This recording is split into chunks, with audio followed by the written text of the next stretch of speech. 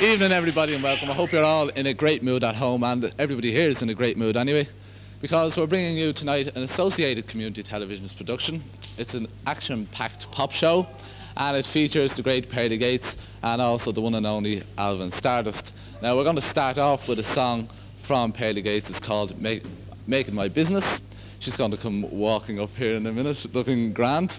Anyway, I've got an interview just after the song with Padraic, so I don't want to tell you too much about it. You can find out more about it afterwards. Meanwhile, you can just enjoy her singing her song, Making My Business. So I'll hand you over to Padraic Gates.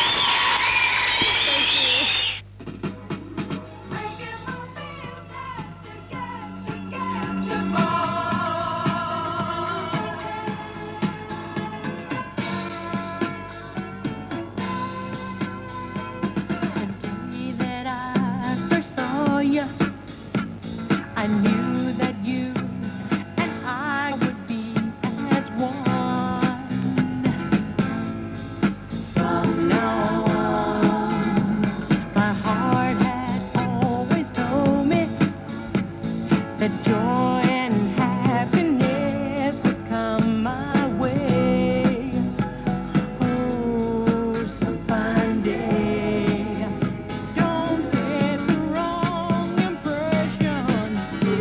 I know there's much to do, but at the end I'm sure our love will see us through. I'm gonna make it my business to get you, boy. That'll be right. I'm gonna make it my business to get you, boy. Wherever you are.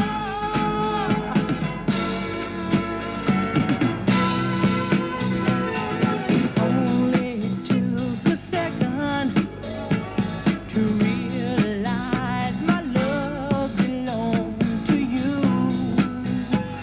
And I'll be true. Now I got it all together, but to prove my love, it's gonna take some time. But I don't mind. Just look a little closer. See all I have to give. Oh, baby, don't you know my love for you is real? I'm gonna make it my business to get you, boy. That'll be right. I'm gonna make it my business to get you, boy. Wherever you are, make it my business to get you, boy. That'll be right. Make it my business to get you, boy. Listen, I got to have you, 'cause I really love you. You bring out the best in me. And let me show you how much I love you. Baby, you're all that I need. I'm gonna make it my business to get you, boy. That'll be right. I'm gonna make it my business to get you, boy. Wherever you are, wherever you are, make it my business, make it my business to get you, boy. I'm gonna make it my business to get you, boy. Make it my business to get you,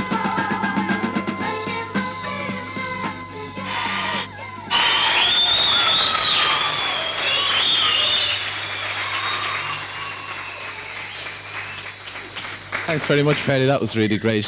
you. Would you like to tell us a little bit about that record? Well, I'd like to tell you a little bit first about Padraic Gates. Oh yeah, why not? Well, first of all, you can see that I'm a girl. I'm not a girl. I mean, no, that's not true. Padraic Gates stemmed from a group called the Flirtations, and we had a fantastic run together. And Come in. And it all happened to the extent where I decided to go solo because I felt that being a solo artist, I can get a chance to see a lot of more people and do exactly what I want to, like coming to Dublin.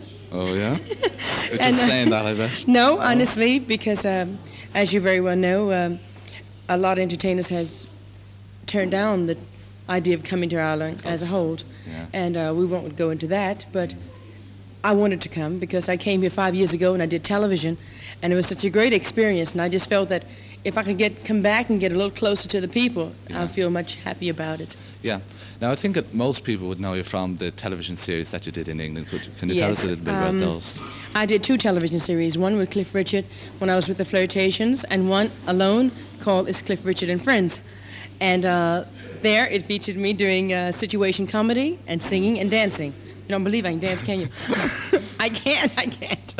Anyway, we did that, and it was. I hope that you got it here. We did. I think the time was a little different, something like that. Yeah. But I hope all the young people had a chance to stay up and watch it, because I find that the whole idea of that show was a very family-loving situation. But on to make it my business. You know, it's kind of hard for a girl to get material where she's singing about seeing a young man from a distance and admiring him. And that's what making my business is all about. It's about a girl seeing a boy and she liked him very much. And she was saying all the nice things that she would say to him had she got her hands on him. Watch out, fellas, I'm coming. And how's that selling in the shops? Well, at the moment?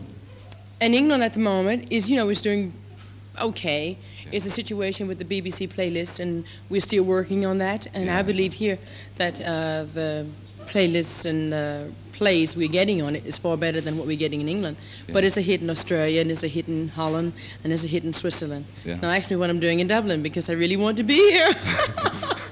Now, can you tell us a little bit about your trip to Dublin then, where you're playing and that type of thing? Well, I only came for 3 days, and mainly to do a television show, which I did yesterday, which you will see on Tuesday. I don't know the name of it, but it comes out around 7 o'clock. And I did, I've done one live performance. I will be doing one tonight. And I go back tomorrow morning. But I'm looking forward to coming back in September and do a television special. It'd be nice to do that. Yeah. Do you rather going solo than being in the group, like you were with the Flirtations for so years, and then you went solo? Do you rather that way, yeah? Well, when you're with a group, you have to do what 3 people want to be done. And when you're on your own, you can just do what you like, Yeah. And I found it much better, being on my own again. Yeah. What do you think of Ireland as such, the people, etc.? It was a compliment. What's the compliments? Yeah. You don't have to fish for compliments. I think that no, you got that already here. Yeah. I find the audience here extremely warm, friendly, slightly cheeky from the audience today. But a nice, I'm sure, the smile on his face meant something extremely nice. Yeah. But I found everybody was really, really nice. They were willing to give something, and that's very hard to find in an audience. Normally they say, entertain me. But here I find that people says, I'm here to be entertained, but I'm giving too. Yeah. And I like that very much. What do you think of the idea of community television then, you were saying? I think it's fantastic. Yeah. I think you're so lucky. I really do. Well, considering that I'm a girl that likes to eat, I've given up my Sunday tea to come here. Mind you, I'm glad because it meant I would be a little fat tonight on stage. Yeah. Well, anyway, I believe we'll have you back a bit later to talk with Alvin Stardust. Yeah? Yes. Yeah. Yes. It'll Are be you my looking pleasure. forward to that, yeah? Oh, I know him, so it's my pleasure. Oh, then. Okay, right. Thanks very much. Hey, then, thanks very much. Coming up now, we've got the fabulous Alvin Stardust. But before we do that, I'd just like to tell you about Alvin's dates over the coming week. Tonight, the 4th of April, he's in the Country Club in Portmarnock. Tomorrow, Monday the 5th, he's in the Savoy in Limerick.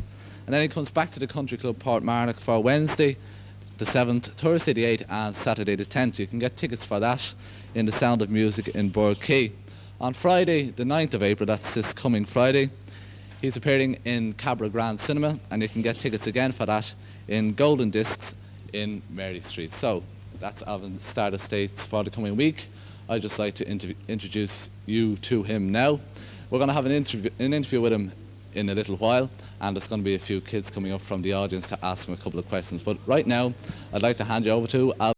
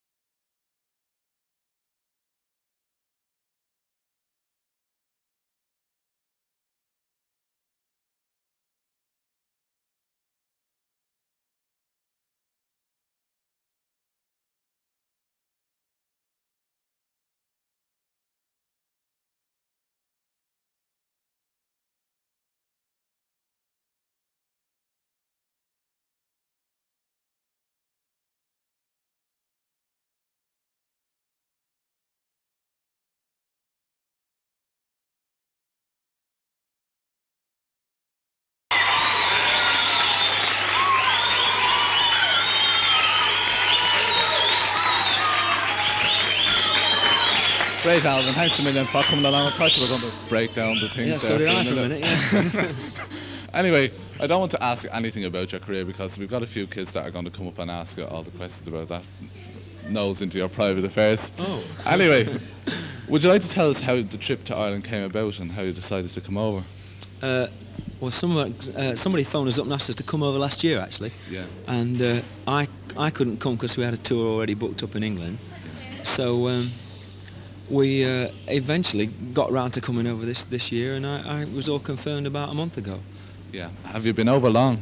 This morning. That's about, how long's that? A few hours, yeah. So what's your first impressions of Ireland? Well, I've been to Ireland a few times before. I came a long time ago when I used to be Shane Fenton in the Fentones, and in fact I fell in love with a girl from Sligo Bay, and so it was all very serious for me when I worked over here, you know. Well, anyway, yeah, I'm just thinking about that. Yeah, I know a few people around Ballyfermot that have said to me that they knew you when you were Shane Fenton. Anyway, I didn't do it. Don't believe it. Anyway, Frank, could you like to come up here? Now, Frank. Hey, Frank. There you go. There you go. Now, you have a question for Alvin, have you? Are both the mics on? Well, yeah, they are. Are they both you on? can Yeah? interview 'em, yeah. Yes, Mr. Cameraman. Thank you. How long have you been in the business? Very long. Just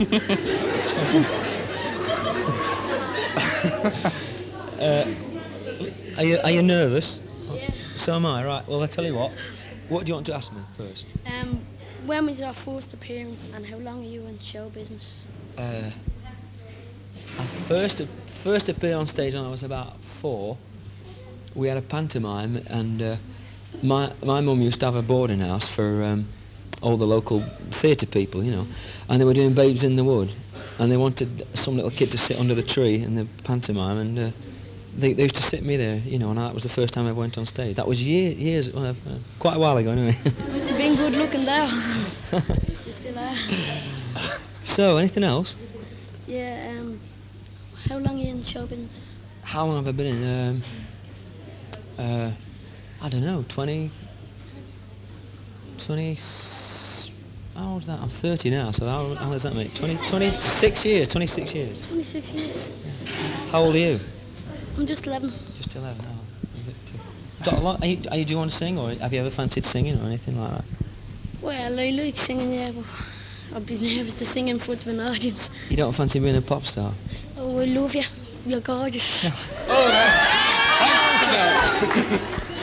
No, I'm talking about you. Do you ever fancy being a pop star? Yeah. Yeah? Do you not? You wouldn't sort of be a footballer or anything like that? No, prefer to be a pop star.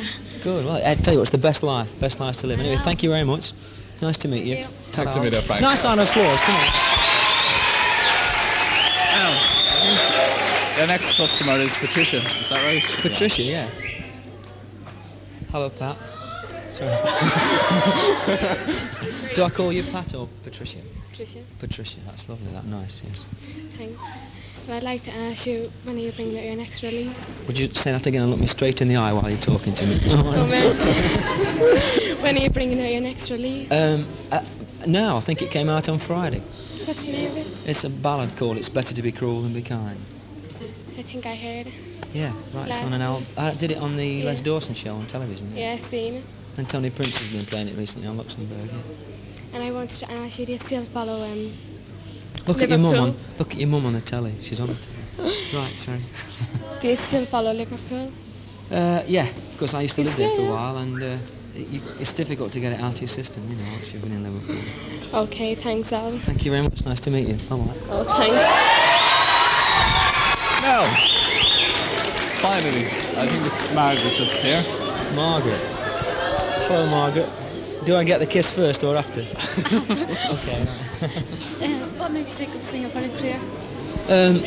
Well, I went to a grammar school, and my father wanted me to be a brain surgeon, and my mother wanted me to be a solicitor or an accountant or something. And I wasn't very good at lessons, so I decided to sing instead. What do you think of your fans? Have you ever get ripped up by a concert or anything like that? Well, I've been done, yeah. The worst thing that ever happened to me was I got caught with David Essex, and we'd been doing a show at the Empire Pool in Wembley, and we both got in the same car outside, and there were Dave's fans on one side and my... Are you nervous? There were Dave's fans on one side and my fans on the other side, and they both attacked the car at the same time, and the car nearly went over, and it's pretty frightening. Thank you very much. Fine. Any more girls? Any big girls? Yeah, here we are. Hello. How are you? Should I get between the two men? Indeed. I like this. Why are you following me around the countryside? I'm not. Yes, you are. You were here first. I was here that's Friday. right, yeah. Actually, we live quite near each other, and it seems that we just can't get away from each other's roles. Girls, don't be jealous, honestly. It's nothing like that at all. No, how are you? All right, I'll hear. Good. She makes fabulous sweet potatoes. And barbecue spare ribs and black-eyed peas. And black-eyed peas and barbecue spare ribs. Listen, I tried to convince everybody that you really were going to show up. They said, oh, he's not coming. I said to a few of them, really, you know, we're pros. If we say we're going to come, we'll come, won't we? I was trying to convince everybody that you wouldn't turn up. I was saying, no, she won't. I hope she doesn't come because there's going to be problems. See She's what I always mean? trouble. I've been building him up like this, and he's putting me down like that. That's not true. Yeah, look, see? Playing on I must sympathy tell again, you, aren't you? all the fellas like me here today, and all the girls like you. Oh. Why do you think that is? I'm glad it's that way around. Aren't you happy? I mean, you were so excited, when I arrived, that you says, I don't want to see Pearly Gates, I want to see Avon Stardust. No, what do you think, Tish? She's fabulous, isn't she? I think you're fabulous. Don't you, girls? Listen, After that, goodbye. I think you're pretty good as well. Oh, yeah. Grand. I think you're great, too. Goodbye. Are you going? Is that it? Yes. Oh, we're going to talk to the people. Yes, That's I'm going to tell what them we're going to say. Well, What are you doing here today? Do you all watch this television channel? Yeah. Do you think it's good? Yeah. Do you think it's good because it's your channel and not just another channel? Yeah? Good. It's a community channel, isn't it? Yeah, great. Because we don't really have much of that in England, you know. It's all either the big commercial stations and that. I think this is a good idea for people to get to meet each other, don't you? What do you think about community television? I think it's very good. Good. And what do you think about? You're on the panel, aren't you? What about some of these young ladies over here? Who's the most nervous? Can we have a look at this one down here? What's your name? Georgina. Georgina. Do you want to come out here and have a look at your mum on the telly? Come and have a look at your mum on the telly. Mum, she's nervous. What do you think about community telly? Why don't you just have a look at your mum and say hello? Hey? Hello. Hello. Hello, Ma. Great. I don't know if they're going to use this, but I'm enjoying it anyway. Did you find out what they thought about community television? They all thought it was fabulous, yes. And what do you think about community television? Fabulous, yes. Do Why you? not? Yeah. Great. I think it's fabulous as well. That's very nice. I wanted to ask you, have you ever tasted Irish stew? Because Perry was saying that she would love some Irish stew. I lived in Liverpool for 6 years. That's, you know, like the capital of Ireland. Everybody eats Irish stew. Who's having cabbage and bacon at their house for dinner today? No. You don't like it? Fish and I chips on love Sundays. I've been trying to get someone to make me cabbage and bacon. Oh. Can I come to your house and cook it myself? Anyway, I think we're running tiny bit short on time. Right. Okay, listen, it's been a gas. Yes, It's thank been you for nice asking us running along. into Thank you. you very much for and coming along. You've been great. Oh, yeah? And You were a don't little forget, nervous in the beginning. and don't forget to come and see us working if you get a chance. Well, don't forget to come to see me work tonight, and don't forget to come see Alan. And No, we can't go and see you. We're on at the same Since we're both time. working at the same time, don't go and see him. Come see me. You don't want to see me work? Good. I thought anyway. you were a fella. It's about time we said goodbye, don't you think? Oh, you prefer him to me?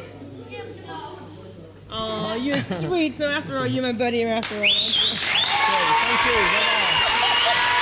Bye-bye.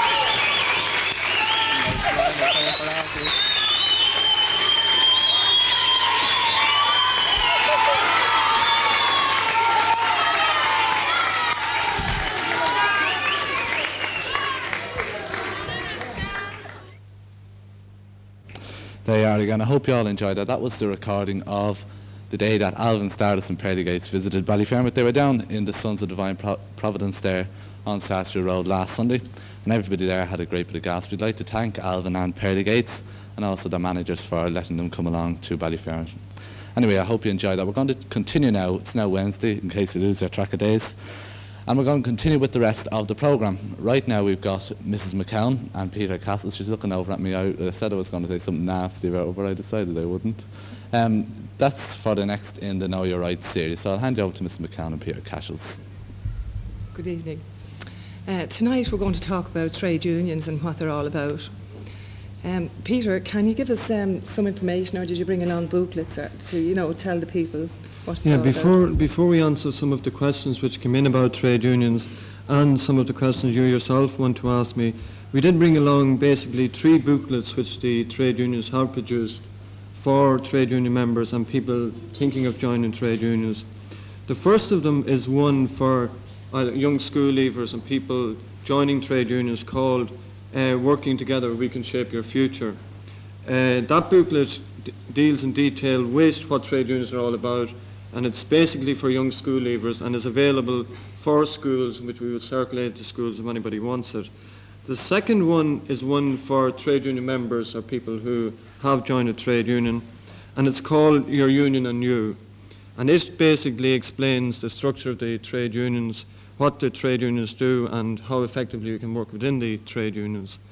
The third one then that we have produced is basically one for women as such, and yourselves. It's called Equal, and it's about equal rights for women. It deals with equal pay, equal access to employment, equal training, and how in effect women can attain these equal rights through the trade union movement. Now, I will give copies of these booklets to the community centre and to Mary Farrell, and they will be collected tomorrow. So anybody who wants a copy of the particular booklets, you will get them on Friday or any day after Friday from the Community Information Centre. Good, good.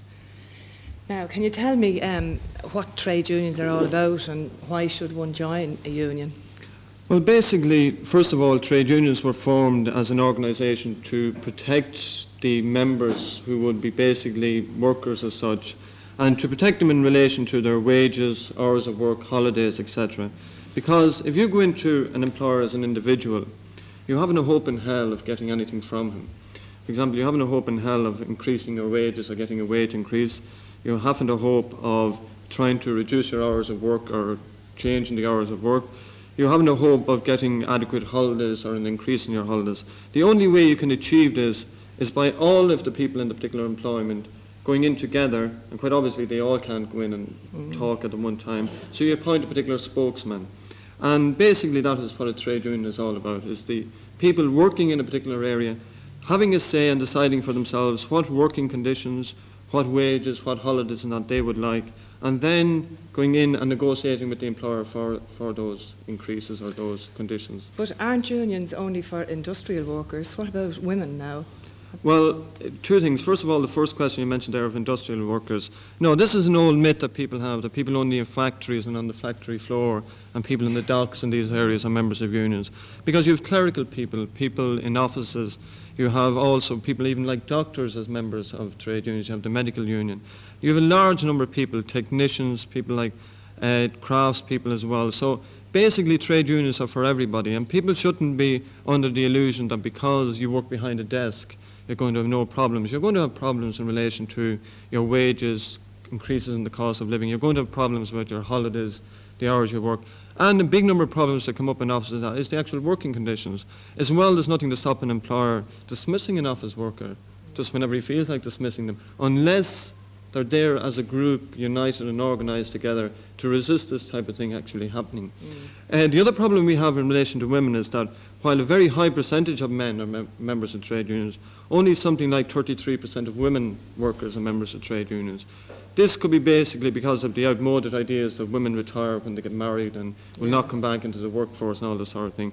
But I would say to them as well that they have exactly the same problems in these areas as men and should be members of trade unions. And as well, they're further problems because they're further problems in relation to equal rights and that, equal pay, equality in all of these areas. And the trade union can help them basically get those equal rights, as we've done, say, in relation to equal pay and the recent row that there was with the government over equal pay. Effectively, it was the trade unions that ensured that the government did not go back on their commitment to give women equal pay, so they should be members of trade unions. And have the unions achieved anything? Well, what about wage increase and things like that? I know you've just... Yeah, a number of things. First of all, if you go back through history, if you think about 1870 or 1860 as a starting date, people at that stage used to have to work about 70 hours a week. As well, they were completely at the mercy of the particular employer. In 1860, at that stage, you had a situation where children of 10 years of age, etc., were working down the mines. It wasn't until 1908 that in actual fact you had an effective social welfare system, and the first people to provide social welfare benefits and unemployment benefits were the trade unions, till eventually they forced the state to provide these particular benefits. So effectively they have achieved a tremendous amount over the years. I think the basic thing that people should realise is that without the actual trade unions as such there, as individuals, they would never have been able to achieve all of those things like, the social welfare system we have at the moment, the wages that the people have at the moment, 3 weeks holidays, as we were talking about 1 week that people are entitled to now, the 40 hours a week. Before this, they would still be stuck with 70 hours a week unless they had the actual trade union movement there to help them. Why do we have strikes? Well, this is a question a big number of people often ask us. Exactly, because strikes happen to affect people. Like if you have a bus strike, obviously you're going to be cursing the unions because of that, as other people would be. But strikes are really only a last resort, because it's only the only last effective weapon that we have in a situation where the employer maybe won't give you what you want, or the employer is resisting various demands, or the employer maybe has dismissed somebody and you don't agree with it. The only effective means you have eventually is to withdraw your labour. And I mean, this is recognised everywhere in all international legislation, human rights and everything, that you have the right to strike. And unions don't take, strike action lightly, because basically it affects them very much as it affects everybody else, because people's wages for those particular weeks are reduced. They may be only getting about £10 from the union and that. So it's only as a last resort that unions directly take strike action. And as well, it must be realised with people that it is really the only effective last action that we can take in situations. And you must always have this there to say to the employer that if you don't give us this, then we're withdrawing everybody from the factory. That can put pressure on him.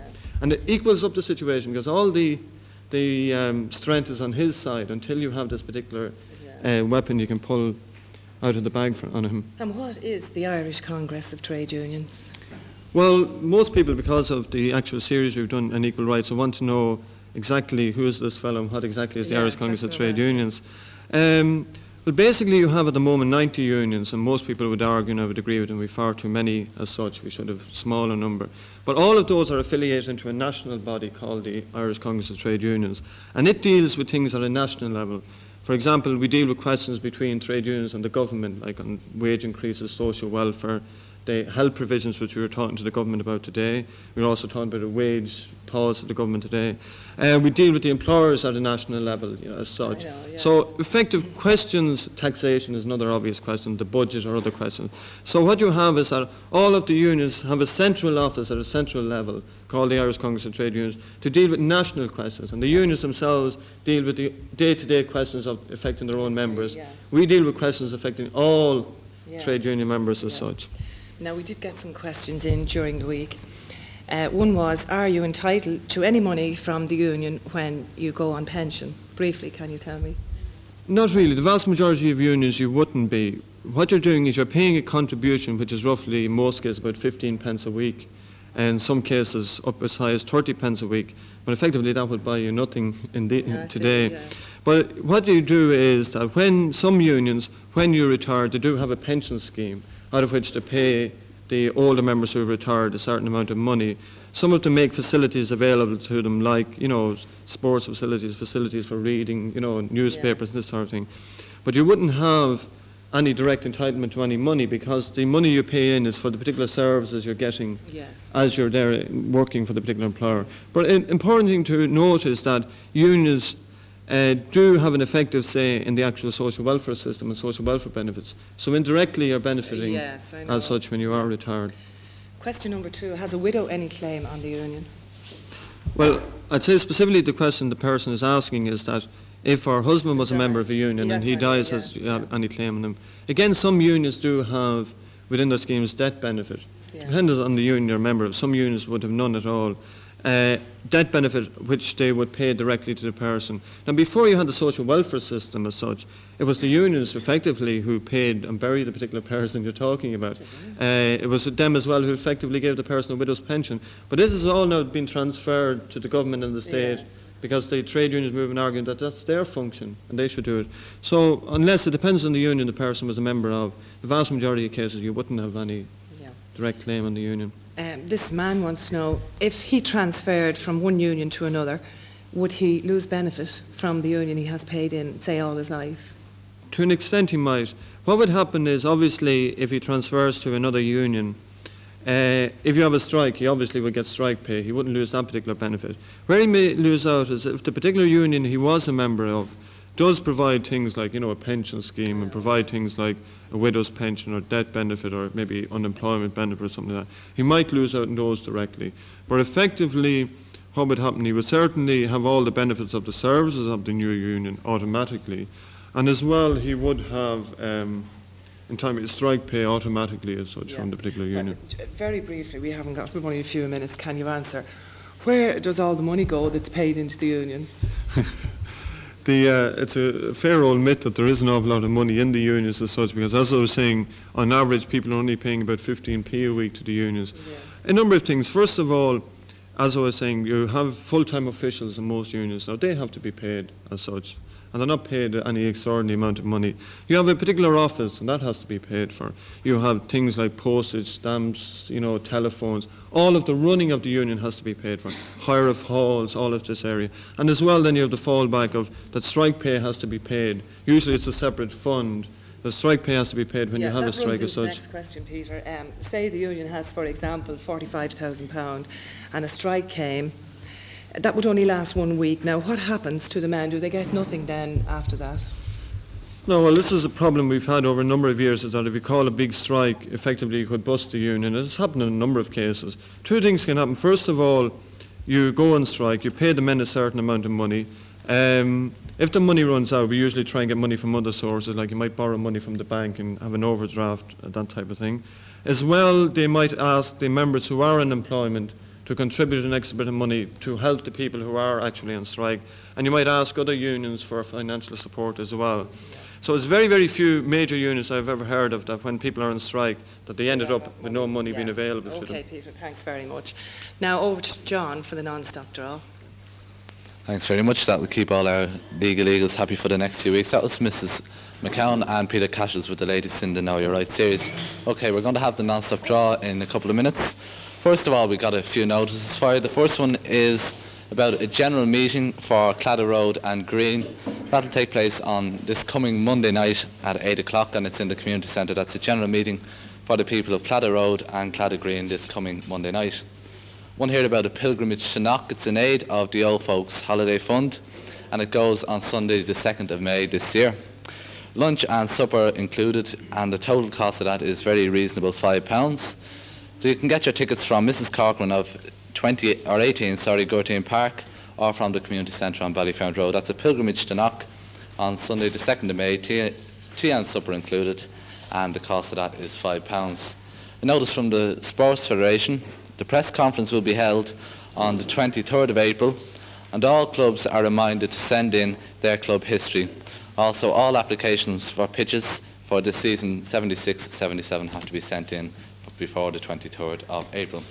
Right, then we're going to continue with this week's non-stop draw. The usual weekly prizes are on offer, and our 4 young ladies behind the drum this week are all from Kylemore Drive. Their names are Mary Hearn, Georgina Berry, Bernadette Reedy and Geraldine Smith. And as I say, they're all from Kylemore Drive.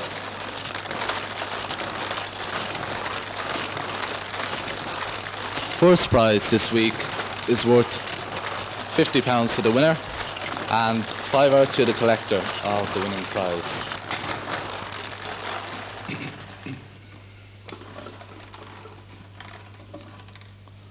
For the card on the first prize, then we've got 442, and the line on that is 24. That's 442, line number 24 for first prize. 442, line 24, is Mrs. L. Marr. There's no address. It's Kylemore Drive anyway. The one before it is 68. Kylemore Drive. Kylemore Drive takes the first prize of £50. Congratulations to Mrs. Marr. Second prize is worth £25 to the winner and £2 to the collector on that prize. While we're waiting, I've got a happy 11th birthday request for Brian Murray of 41 Gertine Park. That comes from his mother, father, brothers and sisters. Also one for Derek Keogh, who's joined the Satellites group this Sunday. Best of luck from all disco fans in the area. Anyway, we're on second prize. The card number is 457 and the line number on that is 15. That's 457, line number 15 for second prize. 457, line 15, is Maura Flynn, 163 Rossmore Road, and it's not paid in. Not paid in, so we'll have to go again. Fine, we're still on second prize then. £25 coming the way of the winner.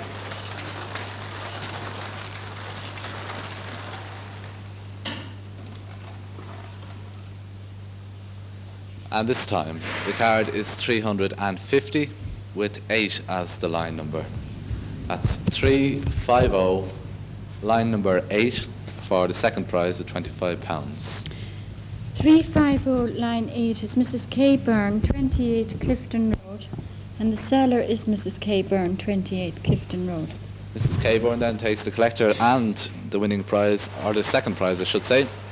That'll be worth £27 to Mrs. Byrne altogether. Now we're on third prize, and that's worth £25 to the winner again. Oh no, sorry, 20. This time the card is 536, and the line number on that is 11. That's 536, line number 11 for third prize. 536, line 11, is Angela Mallon, 68 Spiddle Road, and the promoter is Patricia McCat, 78 Spiddle Road. That's Angela Mallon then takes the third prize of £20. Spinning for fourth prize, which is worth exactly the same. Before I'll give you that. Happy birthday goes to Martina Burke from Lorraine, Christina and the two Paulas. And also to Dimpna Hope, get well soon from Christina Maguire, Lorraine McDermott, Paula Burke and all the gang. Right, fourth prize it is then. £20 to the winner, £2 to the collector. And the winner should have a card, 518, with the line number 22 on that. That's 518, line number 22. And that's for the fourth prize of £20. That's blank. That's blank. So we spin again for fourth. While we are, I'll read another request. Happy birthday goes to Helen O'Reilly, who is a year old tomorrow, and that comes from Colette Gray, Martina O'Reilly and family. Fine then, the rerun for fourth, which is worth £20 to the winner, £2 to the collector.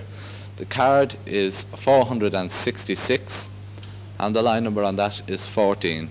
That's 466 for the card and 14 for the line number. Blank. Oh no, not again. We'll spin again then, and I'll give you another request.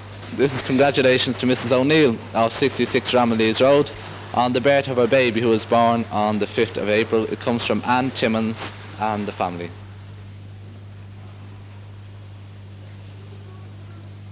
Fair enough then. We hope you have better luck this time. Fourth prize.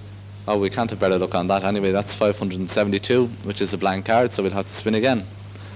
Getting bogged down on fourth prize.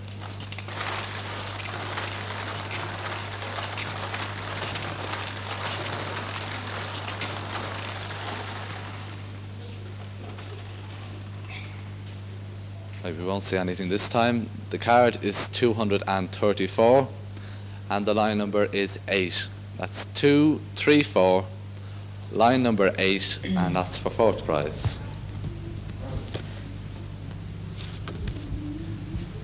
234, line 8 is blank. Oh no, blank again, spin again. Sorry, hold on. 234, line number 8. 165 Cremona Road. Mrs. And McComb. the promoter is Martin McCarthy, 163 Cremona Road. Thanks be to God. Sorry Then Mrs. about that. McCormick of 165 Cremona Road takes the fourth prize, £20. The fifth prize is worth a 5 or less. That's 15 to the winner and £2 to the collector on that prize. And this time we've got a card, 381. And the line number 23. That's 381, line number 23, and that's for fifth prize. 381, line 23 is David Sutton, 126 Lifornia Road, and the seller is Mrs. Sutton, 126 Lifornia Road. £15 goes to David Sutton, then 126 Lifornia Road. Sixth prize is worth £10 to the winner and £2 to the collector.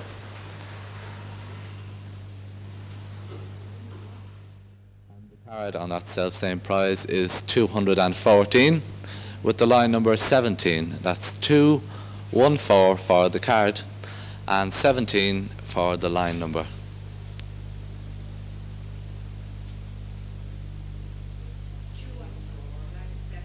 Is Mrs. Cronin, 26 Deasy's Road, and the promoter is Paddy Monaghan, 31 Deasy's Road. Fine, and that's sixth prize taken care of. Seventh prize is worth exactly the same to the winner, that's £10 and £2 to the collector, and this is the last of the weekly prizes.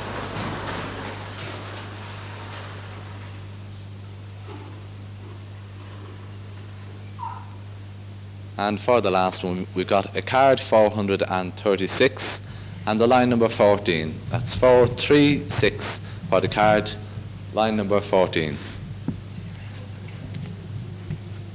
Card 436, line 14, is Mrs. Lennon, 18 Kylemore Drive, and the promoter is John Ahern, 43 Kylemore Drive. Mrs. Lennon, 18 Kylemore Drive, takes the last of the weekly prizes.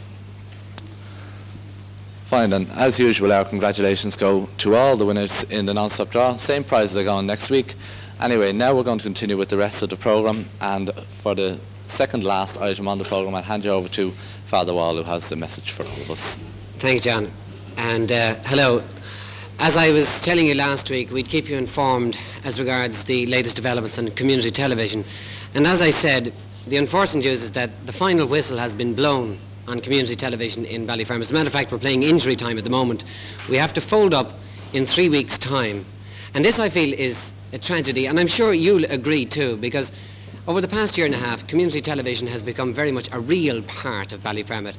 It's helped make what is a very big area into a sort of a village that we can get to know the news, views, the topics, the entertainment. And it's very much a coming thing of the future. We've pioneered it and now it's going to be stopped. And why? Money. Unfortunately, finance has raised its ugly head again. As you know, it costs quite a lot to run community television. And I just want to make a correction. I said on St. Patrick's night that a colour camera, through which you see me now tonight, a colour camera, I said, cost £1,500. That's completely wrong. It costs £15,000. And we've got 2 of them here, so you can realise that it's cost Phoenix Relays over £60,000 to get community television in operation. Now, what are we going to do for the future? We have to finance it in some particular way. Are Phoenix Relays going to make a fortune out of it? Obviously not. Obviously, they're in the red up to their ears. But it can be financed. Now, Phoenix don't want any money from the community. No bill will be sent to the subscribers, no way. Neither will the Community Association or anybody else have to pay for it. We get community television scot-free. But it can be paid for through commercials in the normal way that television is paid for. But we are not permitted to do this in a commercial way. We have permission to run commercials, but in order to do them in a way that would be financially viable, we have to have permission to link up with other communities, to be able to swap programs and to be able to get a wider audience, and at the same time keep our community, the smaller community. We're guaranteed that we can keep the smaller community television while at the same time having a wider network that will enable us to continue. Now, the developments in the past week is that, well, tonight, for example, we're having some of the TDs coming to our meeting immediately after this programme. We're going to have Dr. John O'Connell, and we've got Joe Dowling coming, and I know that the Attorney General too is very interested. That's Declan Costello. He won't be with us tonight because he's in New York for the Law of the Sea conference. But next week too, we hope to see Dr. Conor Cruz O'Brien. The television subcommittee of the BCA Council is going in to meet him. Now, we want community television to continue. We need your support as public opinion to back us up in this, to get this fantastic medium that has become part of Ballyfermot, to allow it to continue. BCA TV's future is in your hand as a voter and as a person who comprises public opinion. So please give us a dig out when we need your support. We're going to speak up for you next week, so I'll keep you informed as regards what happens at that particular meeting when we meet Dr. Conor Cruz O'Brien. So keep your fingers crossed and keep shouting for us. Thanks very much. Thanks, John. And now I have with me Michael Hyland, who's an up-and-coming young boxer from Ballyfermot, from Gorton Road in fact, and he's with the CIE club, and he's represented Ireland on various occasions. Here we are, Mike. Well, tell me, Mike, how did you get involved in boxing in the first place? Well, at first, was from the time I was born, I think my father wanted me to do boxing. He took me down to the club. I was about 10 years of age. I started boxing down there. I was a year training before I took a fight at top. The first year I boxed in the leagues. I won the leagues. How did you do in the leagues? I won the leagues that year, and I won the County Dublin Championships that year. I was beaten in the All-Irelands. So you started off on a very good note, really. Yeah, I had a good start. It started off like it was good anyway, you know. Well, how many times have you represented Ireland, and at what level? Well, I've 8 times represented Ireland, both on senior level 6 times and 2 under-19s internationals. Yeah. One was in Germany. I had 2 fights in Germany, and I had 2 fights. I had 1 fight in London. Yeah. So you've done quite a bit of travelling with the Irish team. Yeah, I have a fair bit of travelling. What would you say has been your most satisfying success really on the international scene? The fight I had there 2 weeks ago, boxed against the Polish team. I was the only winner on the team. Yeah. And I'd been beaten a couple of weeks before that. And I received the scar there just over you. How's that going on now? And I got that boxing against the Welsh. Yeah. I was doing well up until it was about a minute and a half into the fight. It was a clash of heads. And when I backed up then, I was cut. Like, I didn't know it was cut, but the referee stopped and needed 4 stitches in it. Yeah. And do you think that will come back at you again? No, not really, because my skin heals up pretty quick. Yeah. And if I had two fights since I got a cut. Yeah. So if it didn't go out of the past 2 fights, it's not going to go again unless I get a really serious clash of heads. Well, no, you're known as a sort of a heavy puncher, but like, what do you think is most important these days with technical boxing becoming very much to the forefront? I'd say the most important thing really is to be a heavy puncher, because the continental boxing now is based more or less on heavy punching. Yeah. And tactics doesn't really come into it, you know, it's all heavy punches. That's how all these teams from abroad do so well. They're all heavy punches, huh? Yeah. What do you think of this now, Ali fight and Richard doing? What do you think? Do you think it's a bit of a farce? It's I'd say it's a setup. It's big money in it, you know. There's big money in boxing now, and the more fights that they can put on, the more money they make. Yeah. You know, so it doesn't really matter who they fight. It's the money that's there, and when, no matter who Clay fights, he gets a lot of money for it. He gets a bulk. So. What do you think now of Ali, and his comeback? It's a good comeback, but years ago, like, he never made that comeback. Not with the likes of Marciano and Joe Lewis and all them around. They never came back like that, because Joe Lewis, I think it was Joe Lewis came back to box Marciano. Marciano put him away in 2 rounds. Yeah. Marciano, to me, anyway, was the best heavyweight boxer that ever. What about yourself now going on in the future? How do you think you'll become? Do you think you'll go professional? Well, if I was offered to box professional, I'd say I'd probably accept an offer, because there's money bad now. Light box, the likes of me now, where years ago there was more or less heavy. That's true, isn't it? The heavyweight boxers, they were making the money. But nowadays, it's anybody's game, you know. You can make money at any level in boxing, you know. You don't have to really. But it seems to me at the moment that there's a great difference between boxing standards on either side of the Atlantic, you know. The Americans seem to be way ahead of everybody else. Well, I wouldn't say the Americans so much, the Russians, because the Russians, they're really the boxers. The Russians, we're supposed to be training for the Olympic Games. There's a trip coming up to Kerry for us in 2 weeks' time. That's supposed to be Olympic training. That's only a week. Yeah. And we're training down there for a week and coming back. Yeah. And we're boxing the senior championships and going there for another week. Now they think that's going to do us good. It's not really going to do us any good, because the training that they're going to be giving us down in Kerry, I've been down in the stadium for the past year. The Russians are training from one Olympic Games to the next. Yeah. So, you know, 2 weeks against 4 years, you haven't got a chance. Yeah. And we were up against that against the Poles the other week too. How do you think you'll do now against in the Olympics? Do you think you'll get to the Olympic team? Well, I'd say we've as good a chance, if not better than anybody, to be on the team. And how far do you think you'll try to go in the Olympics? Well, I wouldn't build my hopes too high to go far in the Olympic Games. I'd say the real thing is just to get to the Olympic Games, because I don't see any Irish bloke, English bloke or Scottish bloke having a chance against the likes of Russians and them, you know, because not that if the Irish boxers got the same training as them, they'd be as good as them. They've proved that. Yeah. I've boxed the Pole and knocked them out. Yeah. But if they got the training, they'd be as good as them. But they're not getting the training. They haven't got the equipment. You show me your trophies there now. Tell me what you won them for. Oh, this one. Well, I got that boxing in Germany. It was Bogway boxing. That was on an under-19 international. There? Yeah. Yeah, I got that boxing. That was this one now? Best boxer. I got that in Germany too. Yeah. That was 2 of them was for the same fight. Well, I had 2 fights, and I was the best boxer of the team on the 2 fights. That was for winning, and that was for the best boxer of the internationals, you know. So that was the one I got to be best boxer. That was the boxing personality in a month. I got that about a year ago. Yeah. After boxing the Welsh, boxed the Welsh, I beat the Welshman. That was my second international. The papers, is it? Yeah, the papers pick out. I got that for winning the junior championships. That was about 2 years ago. So far you've been very successful, and I wish you the best of luck again, Michael, and all the best in the Olympics as well. Right. Thanks. So that's boxing now for tonight, and now I'll hand you over to Derek. Good evening. First of all, before our interview tonight, I have a few congratulatory messages. The first one goes to Patrick and Jerry on their twin birthdays. They're 16 years old today, and that's from Eugene Fennan with best wishes.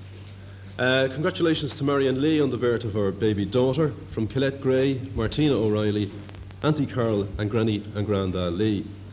And congratulations also to Tommy and Bernie on their engagement, and that comes from Martin Gore and Barbara Connolly.